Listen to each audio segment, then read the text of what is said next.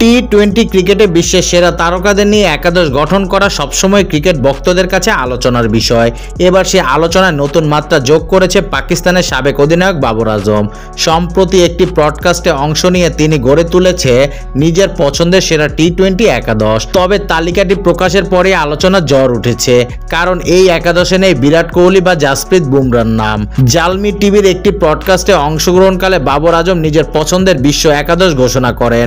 শর্ত ছিল প্রতিটি দেশ থেকে সর্বোচ্চ 2 জন ক্রিকেটার রাখা যাবে। সেই নিয়মে ভারত থেকে জায়গা পেয়েছে বর্তমান অধিনায়ক রোহিত শর্মা এবং আইসিসি র্যাঙ্কিংয়ে শীর্ষস্থানে থাকা টি-20 ব্যাটার সূর্যকুমার যাদব। তবে ভারতের সর্বকালের অন্যতম সেরা ব্যাটার বিরাট কোহলিকে দলে না রাখায় অনেকেই বিস্ময় প্রকাশ করেছে। পাশাপাশি বাদ পড়েছে জাসপ্রীত বুমরাও। তবে 2 জনের বেশি এক দেশ থেকে নেয়ার সুযোগ ছিল না বাবরের হাতে।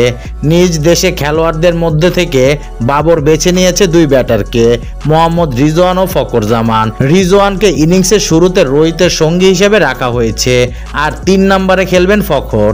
বাবরের নিজের নাম অবশ্য তালিকায় নেই, কারণ এটি তার নিজের তৈরি একাদশ।